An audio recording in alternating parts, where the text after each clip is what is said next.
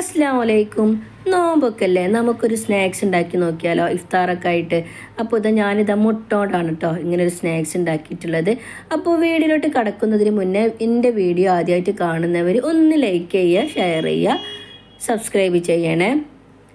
ഇനി ഇതിലേക്ക് വേണ്ടത് ഞാൻ കാണിച്ചു തരാം.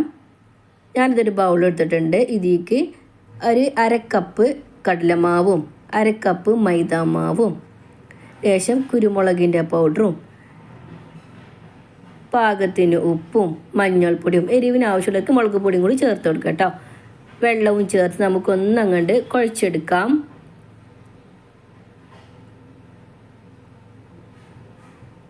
അപ്പോൾ ഇങ്ങനെയാണ് കേട്ടോ ബാറ്റർ വേണ്ടത്. എന്നാൽ നല്ല കട്ടിയാവാനും പാടില്ല, എന്നാൽ കുറവ് ആവാനും പാടില്ല കേട്ടോ.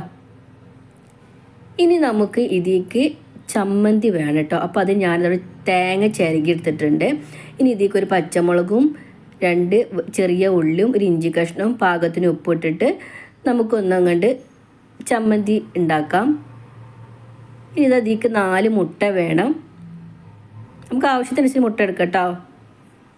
ഇതൊന്നങ്ങോട്ട് ഹാഫാക്കി കൊടുക്കുക. ഇനി ഇതിൻ്റെ കൊഞ്ചൊക്കെ നമുക്ക് ചമ്മന്തിയിലിട്ട് ഒന്നങ്ങോട്ട് മിക്സ് ചെയ്തെടുക്കണം കേട്ടോ. നല്ല എരിവിനും ഒക്കെയാണ് കേട്ടോ നമ്മളിങ്ങനെ ചെയ്യുന്നത്.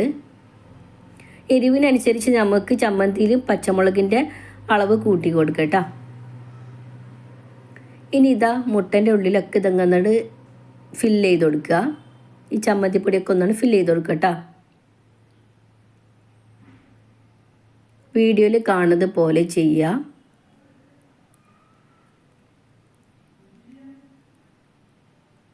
ഞാനിതാ എല്ലാതും അങ്ങനെ ആക്കി വെച്ചിട്ടുണ്ട് കേട്ടോ. ഇനി നമുക്കിത് മാവിൽ മുക്കി പൊരിക്കുകയാണ് ചെയ്യുന്നത്. ഞാനിതിൻ്റെ വീഡിയോ എടുക്കാൻ മറന്നുപോയിട്ടോ. പൊരിക്കണ വീഡിയോ എടുക്കാൻ മറന്നുപോയി. എണ്ണ നല്ല തിളച്ചതിന് ശേഷം മാത്രം നമുക്ക് ഇതാണ്ട് ഇട്ട് കൊടുക്കണം കേട്ടോ. പൊരിച്ചെടുക്കുകയാണ് ചെയ്യുന്നത്. ഈ മുട്ട മാവ് നല്ലാണ്ട് കോട്ട് ചെയ്തിട്ട് നമുക്ക് എണ്ണയിൽ പൊരിച്ചെടുക്കാം. അപ്പോൾ നമ്മുടെ സ്നാക്സ് ഇവിടെ റെഡി ആയിട്ടുണ്ട്. ഞങ്ങൾക്ക് ഇന്ന് ഈ കടിയാണ് കേട്ടോ ഇഫ്താറിന് പൊരിക്കടി ആയിട്ടുള്ളത്. അപ്പോൾ എല്ലാവരും ഒന്ന് ഉണ്ടാക്കി നോക്കണം. വീഡിയോ ഇഷ്ടപ്പെട്ടാൽ ലൈക്ക് ചെയ്യുക, ഷെയർ ചെയ്യുക, സബ്സ്ക്രൈബ് ചെയ്യണം.